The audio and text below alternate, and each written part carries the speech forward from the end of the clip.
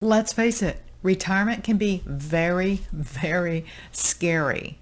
In this video, I'm going to talk about why it's so scary specifically, because when we look at why something is scary, we can figure out how we can address it and even overcome it. And I'll share solutions with you on how to overcome the scariness of retirement. Hi, I'm Camille Gaines. Here and on my website, you'll get information about ways to invest and or to generate income so you can live your desired lifestyle. Now, what I'll share is slightly alternative, and it's what worked for us after I stumbled into early retirement at midlife in 2000, way before it was vogue, when we said, wow, I wonder if we have enough in stocks and bonds to be able to sustain our desired lifestyle for life. It's been a real journey. So subscribe to my channel if this interests you and click that little bell so you know when I post a new video. I think the scariest thing about retirement is, of course, the discontinuation of that steady income that we've relied on for decades. But I think there's also, of course, the fear about getting older, but then there's also, I think, a huge fear around the uncertainty that comes with retirement planning. Because let's face it, retirement planning is based on three estimates. We're making our best guesstimates on how long we're going to live, on how much our investment returns will be, and on how much inflation we'll have during the time that we're living off of our investment savings, our retirement savings. In light of this, in this video, I'll share things that we can do to reduce the uncertainty, the stress, the scariness about retirement, other than the obvious steps of saving more money and spending less.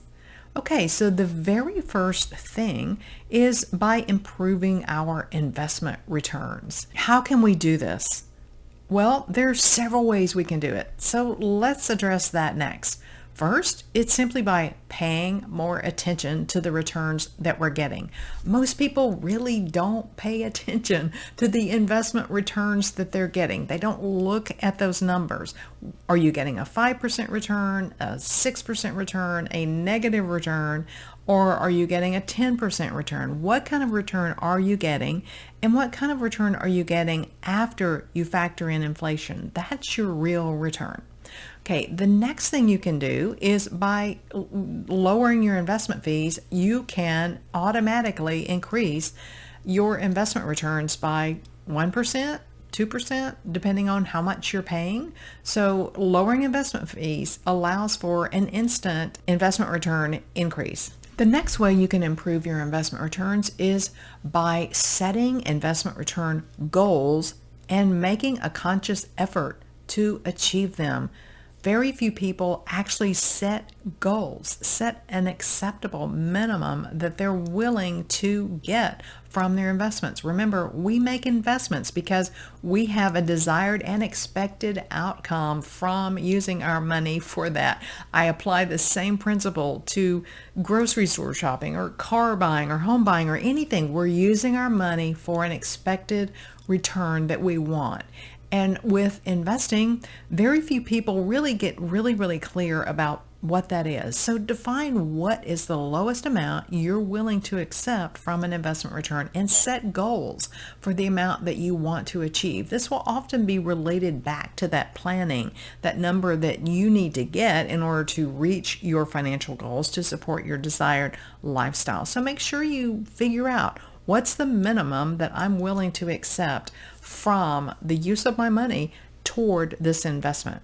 And then the next thing you can do is keep your assets organized in one document or app. I like a document. I like spreadsheets myself still because apps can be distracting and I can't get them just the way I want them. I like to get things just the way I want them to be able to track my investments.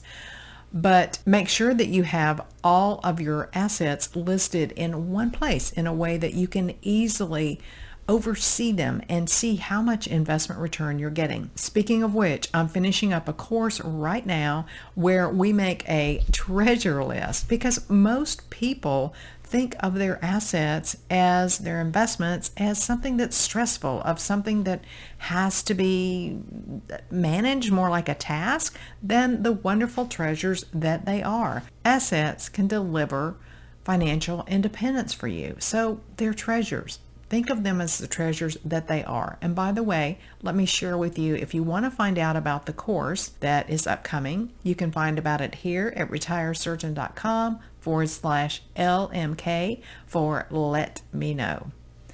Okay, another way to improve investment returns is by just becoming a better investor. A lot of people don't make this effort. When we learn about something, we improve our skills when we do it, period. Now, I confess, I love movies. I love documentaries, and I really like Shark Tank as well.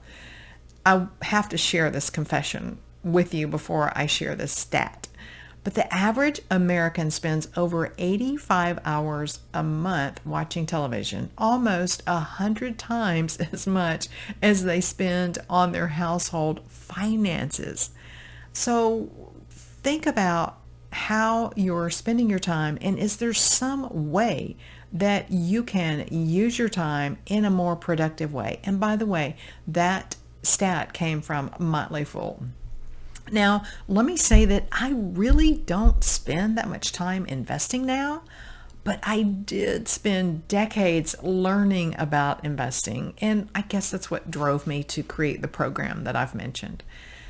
What I found is that once you truly understand investing, the actual investing doesn't take much time, but even learning about investing at a fairly advanced level might take about 20 hours of study. So if you think about it as 4 hours a week for 5 weeks for something that will literally change your life and give you peace of mind, it's kind of crazy not to spend the time that it takes to become a really knowledgeable investor. Okay, so let's go to the next thing that can make retirement less scary. And that is simply to create a plan and live from that plan. Now, this applies to the time leading up to retirement, and it applies to the time in retirement. We can't just drop our plans once we get in retirement. Maybe more than ever, we need to live by some sort of financial plan. Northwestern Mutual's 2019 Planning and Progress study found that 92% of Americans age 18 and over agreed with the statement, "Nothing makes me happier or more confident in life than feeling like my finances are in order." But 48% of people also said they were unclear on how much they can afford to spend now versus how much they should be saving for later in life. The way that we accomplish that happiness and that confidence is by creating plans. Plans excite us because they show us what's possible. Even though plans are based on estimates, as I mentioned in the first part of this video, creating a plan is priceless. It forces us to define what we want and to take the steps to have it. A plan serves as a roadmap toward our financial goals. And I don't know if it's some kind of universal power or just that our attention gets redirected toward implementing our plan and achieving our goals, but I've noticed things start happening that lead us to accomplish our goals when we have a plan that defines our goals and clarifies how we'll reach them. The next way to reduce retirement scariness is to tweak your plan. And that will be based on life changes as well as changing opportunities. Now, here's where I'm going to get a little alternative because you're going to hear a little bit different things on this channel than you hear from most investing channels. Things happen in our life, period, even a day sometimes, that can completely and permanently change our life, right? Plus, as we live, we discover more about what we want. So our plans have to be adapted for this.